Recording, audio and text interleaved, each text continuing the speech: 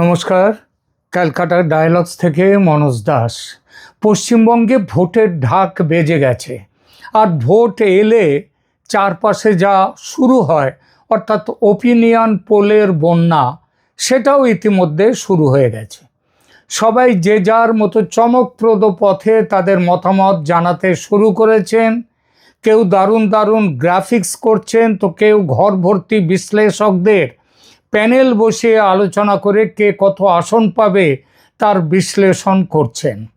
আমি ছোটোখাটো YouTuber, one man army, তবু কুঁজোর যেমন শখ থাকে চিত হয়ে শোয়ার, আমারও তাই হয়েছে। কিন্তু তার চেয়েও বড় কথা, প্রায় 8 মাস আগে, গত বছরের 2025-এর 15ই আগস্ট সবে যখন বিহারে এসআইআর এক্সারসাইজ হয়ে গেছে, 68,66,000 নাম বাদ গেছে নীতিশ কুমার সরকারের তৈরি ভোটার লিস্ট থেকে, তখনই বুঝেছিলাম নীতিশ কুমারের এনডিএ সরকারের তৈরি করা লিস্টে যদি এত ভূত থাকে, তাহলে পশ্চিমবঙ্গে মমতা দেবীর সরকারের তৈরি লিস্টে তো ভূত শুধু লুকিয়ে নেই, এটা একেবারে ভূতের সাম্রাজ্য হয়ে আছে।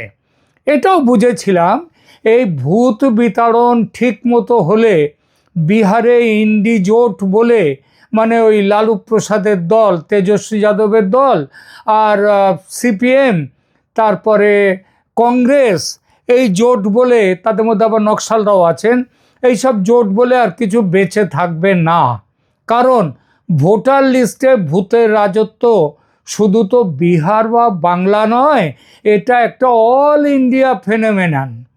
বিশেষ শ্রেণী, একটা নাম করছি না, তারা দায়িত্ব নিয়ে এটা করে থাকে। আর তাই পশ্চিমবঙ্গে এসআইআর ঠিক মতো হলে মমতা দেবীর সাম্রাজ্য যে টলে যাবে, সেটা কিন্তু সেদিনই বুঝেছিলাম। এই ভাবনা থেকে ঠিক করি একটা সার্ভে চালাবো পশ্চিমবঙ্গে এসআইআরের আগে, দেখব কোন দল কোথায় দাঁড়িয়ে আছে। আর একটা করব এসআইআর এক্সারসাইজটা শেষ হলে, আবার দেখব কে কোথায় দাঁড়িয়ে, তখন সেই সময়টা এখন এসে গেছে। কারণ আমি তখনই নিশ্চিত হয়ে গিয়েছিলাম যে এসআইআর একেবারে অবিশ্বাস্য ফল দেবে।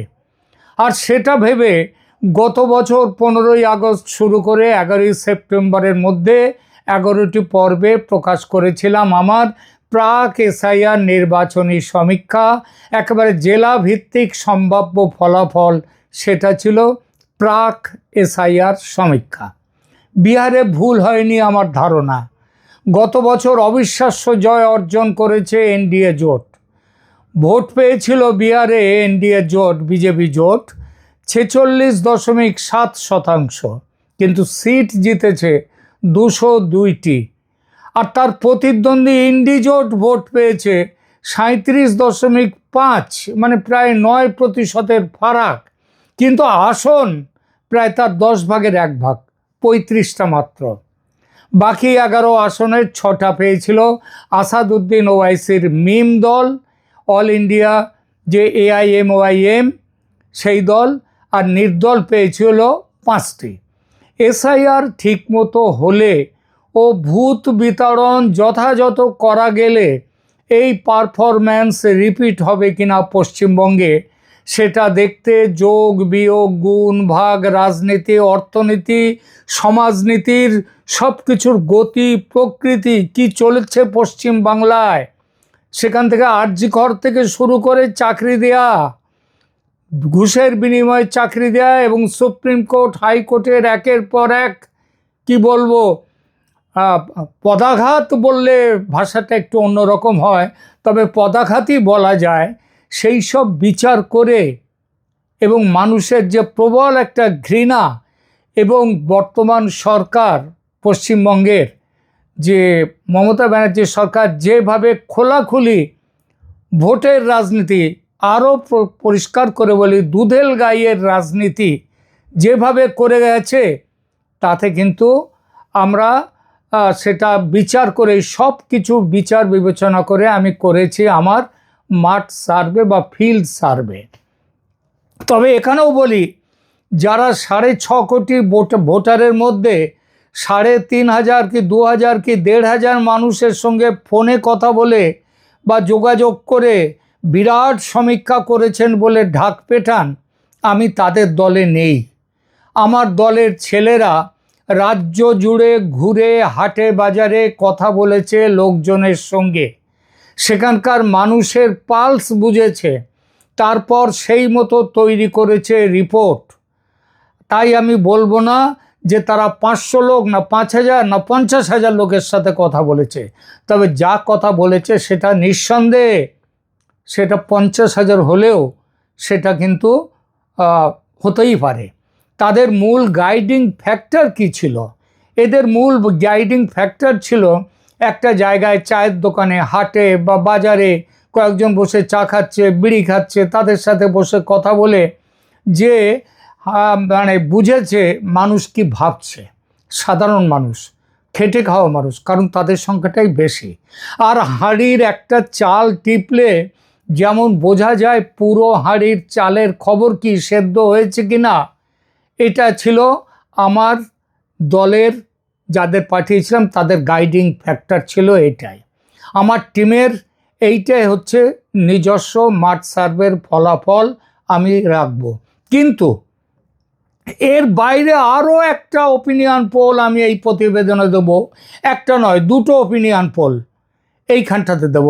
আমার সাথে আরও 2টো ওপিনিয়ন পোল, তাদের মধ্যে আমিও জড়িয়ে আছি। কিভাবে? আজ অবধি এই বঙ্গে যেসব ওপিনিয়ন পোলের কথা কেউ দেয়া তো দূরের কথা, ভাবেও নি, আমি তাই দেব। ধরতে পারেন এটা আমার মস্তিষ্ক প্রসূত।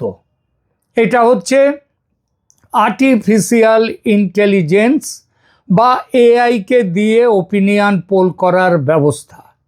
আপনারা জানেন ঠিকমতো ইনস্ট্রাকশান দিলে এআই পারে না এমন কিচ্ছু নেই, ভূভারতে নয় এই ব্রহ্মাণ্ডে সব কিছু এআই পারে। তো মূল ব্যাপার হচ্ছে আপনি ইনস্ট্রাকশন কি দেবেন।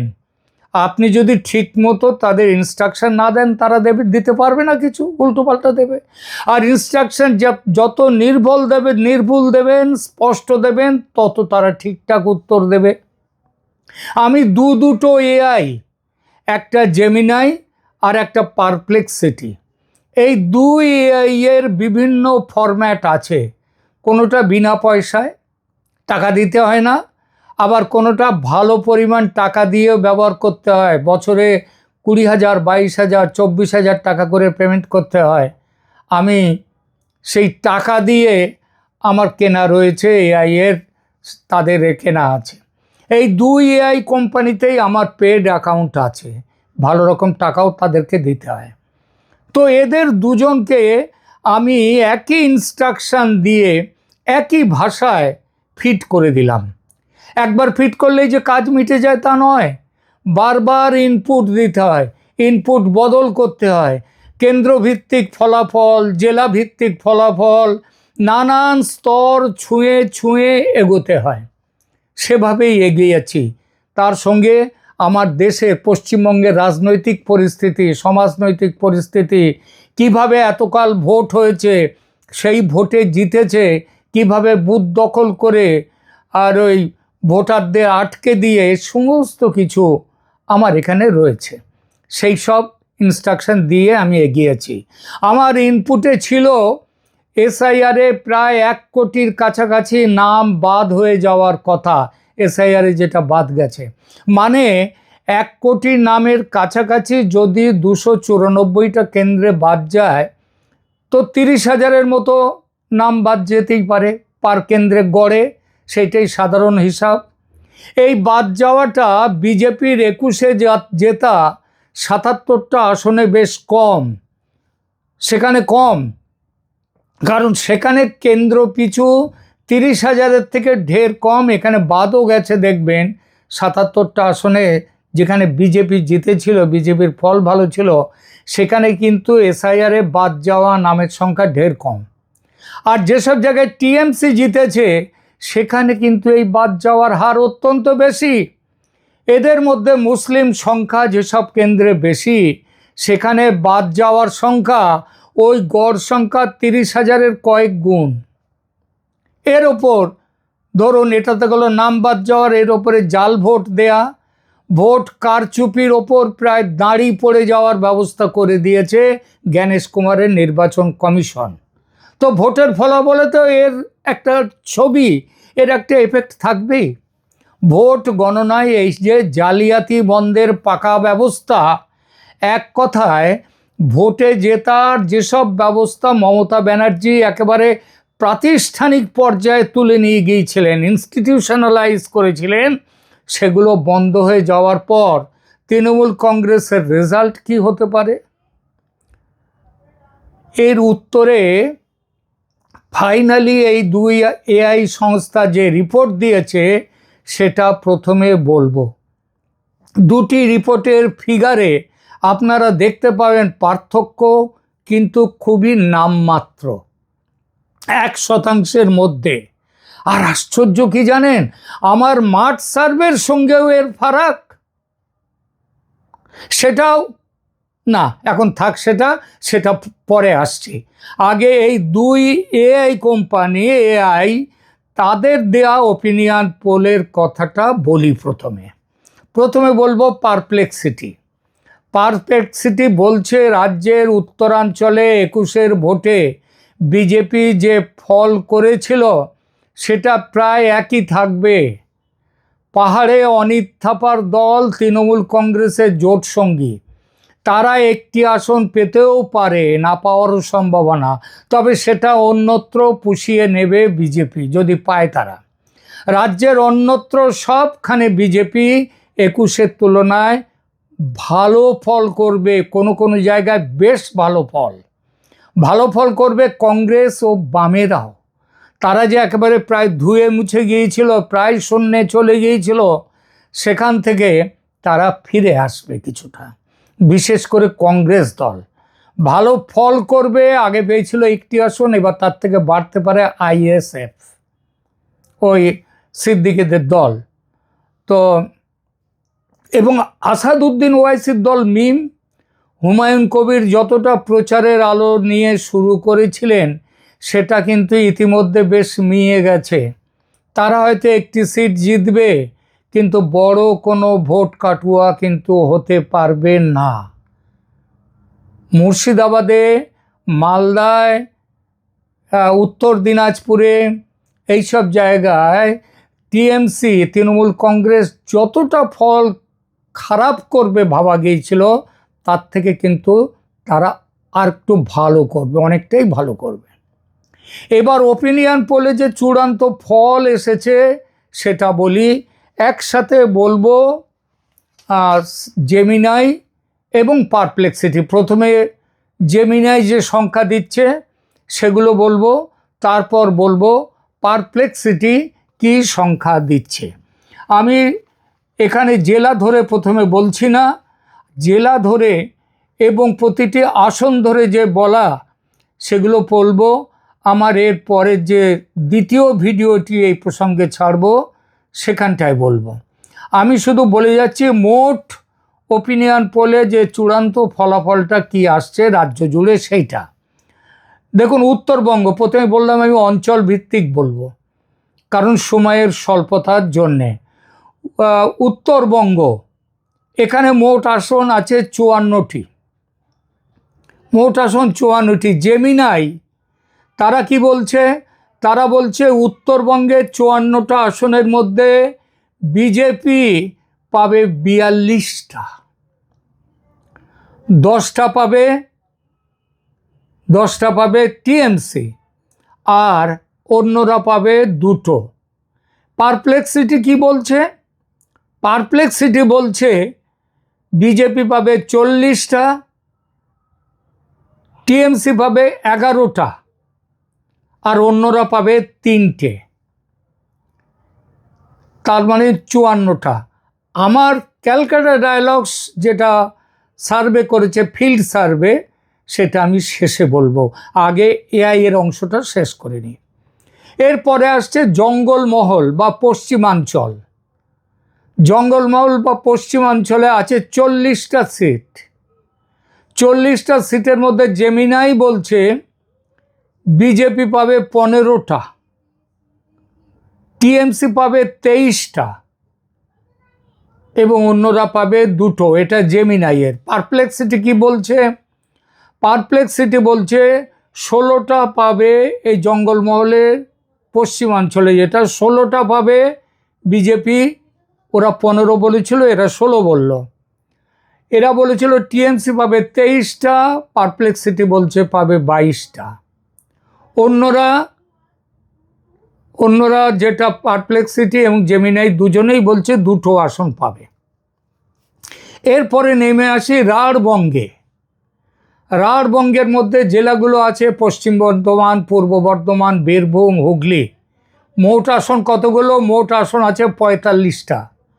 জেমিনাই বলছে 45টার মধ্যে বিজেপি পাবে 24টা, টিএমসি পাবে 19টা এবং অন্যরা পাবে 2টো। পাবে মানে পেতে পারে।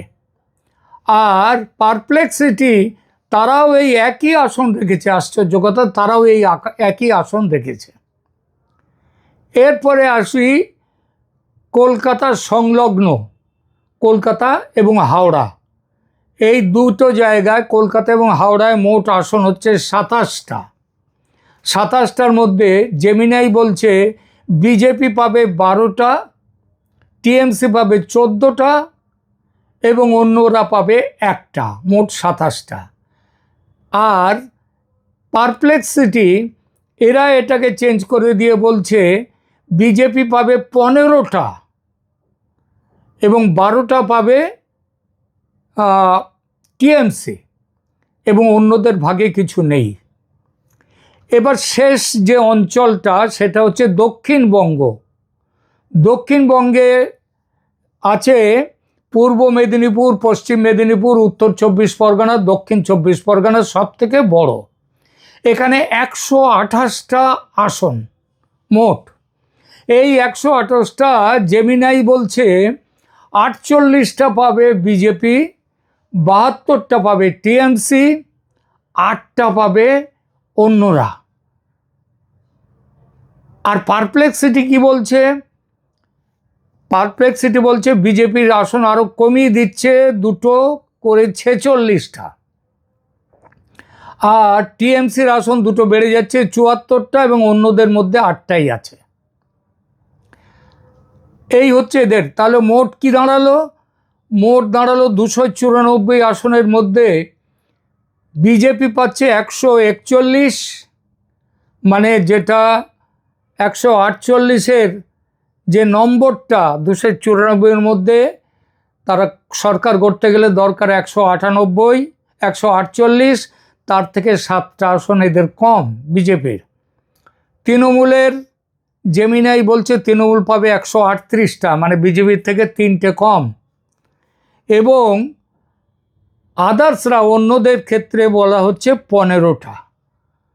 পারপ্লেক্সিটি তারা কি বলছে? তাদেরও হিসাবে আসছে ওই একই 141, 138 এবং 15, একই, দুটোরই একই রেজাল্ট। এবার আসব আমি আমাদের যে ফিল্ড সার্ভে আমরা করেছি, আমার দল ক্যালকাটা ডায়ালগস টিম, সেই টিম কি ফিল্ড সার্ভে করেছে। প্রথমে আসি উত্তরবঙ্গে। এখানেও বলছে 42টা পাবে বিজেপি, 54টার মধ্যে 42টা পাবে বিজেপি, 10টা পাবে টিএমসি, 2টো পাবে অন্যরা। মানে এটাও কিন্তু জেমিনাইয়ের সাথে একদম ইনটোটো মিলে যাচ্ছে। তারপর জঙ্গলমহলের 40টার মধ্যে এখানটায় একটা বড় ফারাক এখানে দেখা যাচ্ছে।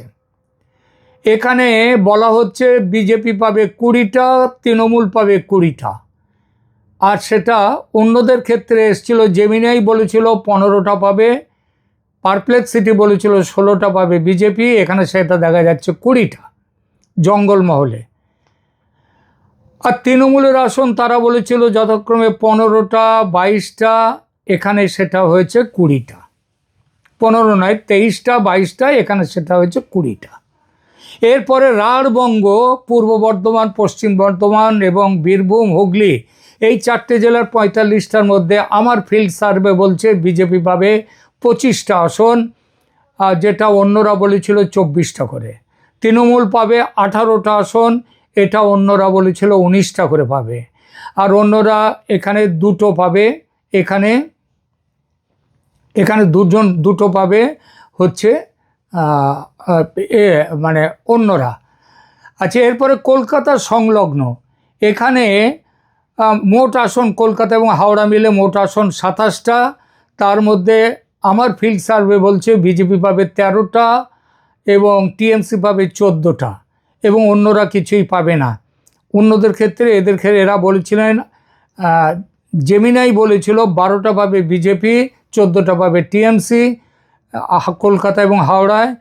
আর এ বলেছিল, পারপ্লেক্সিটি বলেছিল বিজেপি 15টা পেতে পারে এই দুই জেলায়, এই দুই জায়গায় কলকাতা হাওড়ায়, আর 12টা পাবে টিএমসি।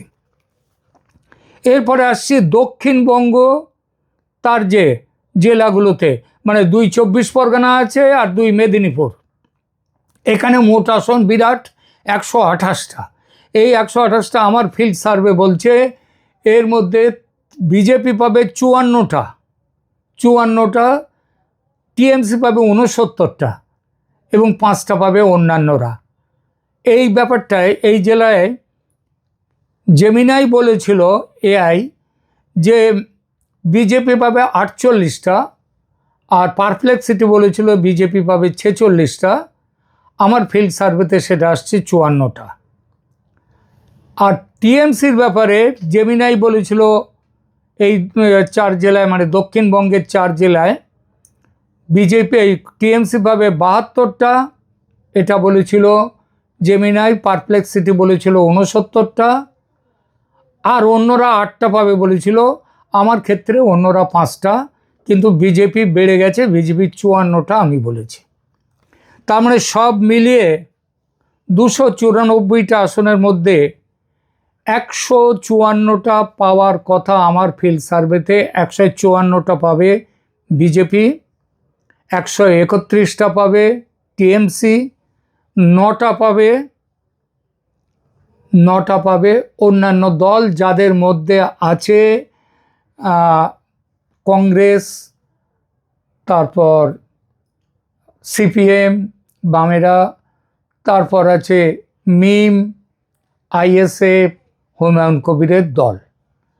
আমি এই আর বেশি লম্বা করব না, ইতিমধ্যেই বেশ লম্বা হয়ে গেছে, এখানেই রাখছি। আমি কালকে বার করব প্রত্যেকটা জেলার হিসাব, আসন ধরে ধরে আমি সেই হিসাবে যাব। এখনকার মতো এখানেই রাখছি, ধন্যবাদ।